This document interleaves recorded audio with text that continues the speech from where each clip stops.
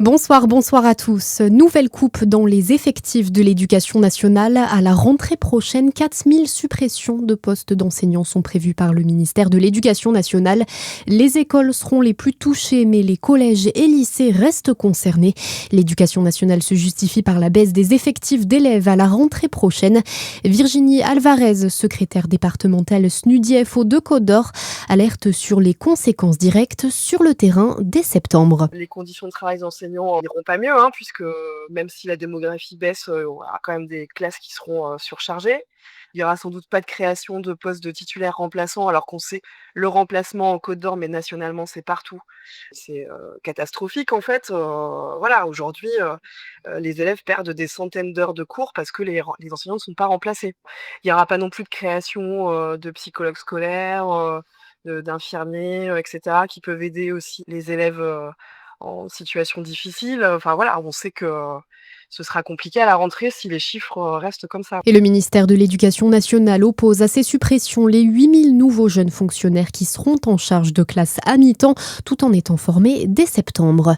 Le sitcom du Haut-Jura est en colère après un début d'incendie. Des cendres mal éteintes jetées dans un bac de tri ont embrasé la benne d'un camion de collecte mardi, obligeant le chauffeur à décharger les déchets en feu devant le collège du Plateau. Le syndicat dénonce une hausse des incivilités dangereuses avec 5 départs de feu depuis décembre. Une plainte a été déposée pour ces actes qui mettent en danger les agents et coûtent des milliers d'euros à la collectivité. Dernier appel pour les listes électorales, le premier tour approche et il ne vous reste que quelques jours pour vous inscrire. Les demandes doivent être déposées au plus tard le mercredi 4 février en ligne ou le vendredi 6 février en mairie. Cette démarche est indispensable pour pouvoir voter les 15 et 22 mars prochains. À la une de votre actualité également, aucun frais pour les patients et le personnel.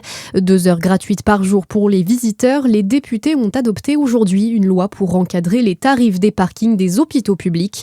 L'objectif, éviter que patients et familles des malades ne dépensent trop d'argent dans le stationnement.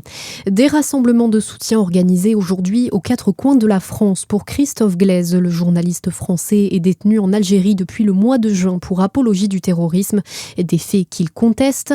Un concert est organisé ce soir au Bataclan par Reporters sans frontières. La nouvelle présidente de l'association France-Algérie, Ségolène Royal, rencontrera Christophe Glaise dès demain. Et puis l'aéroport de Dole-Jura élargit son horizon. Une nouvelle ligne vers Ajaccio ouvrira cet été via Air Corsica, s'ajoutant à celle de Bastia. Après une rénovation de piste à 6 millions d'euros, le site enregistre déjà 100 000 passagers par an et prévoit de futures liaisons vers Nice, Bordeaux, l'Espagne et l'Italie d'ici 2027. Votre météo à suivre sur Fréquence Plus.